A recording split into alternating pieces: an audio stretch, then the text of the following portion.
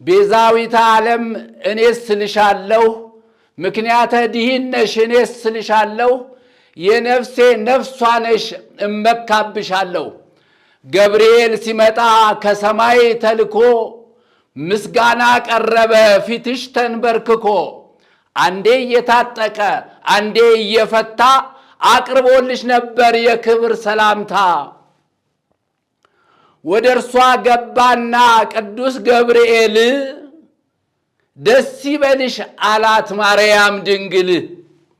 ጸጋ የሞላብሽ ጌታ ካንቺ ጋር ነው፣ ከሴቶች መካከል የሚመስልሽ ማን ነው? ንግግሩን አይታ በጣም ደነገጠች።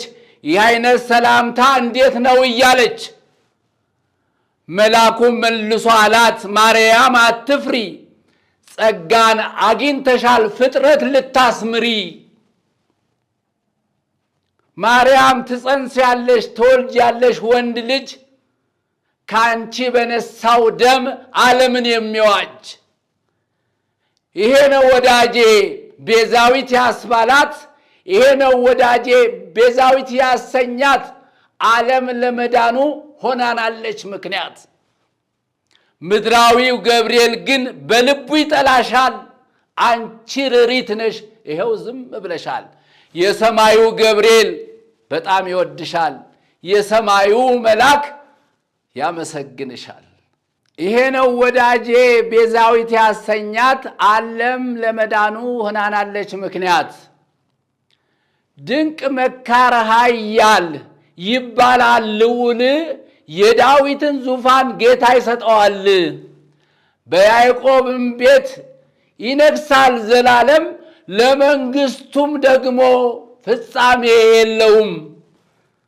ማርያምም መልሳ እንዴትስ ይሆናል አለችው። ማርያም እኔ ወንድ አላውቅም በሐሳቤም የለም። ገብርኤል መልሶ ጌታ መንፈስ ቅዱስ ወደ አንቺ ይመጣል፣ የልዑልም ኃይሉ እርሱ ይጸልልሻል፣ የምትወልጂው ቅዱስ እግዚአብሔር ይባላል።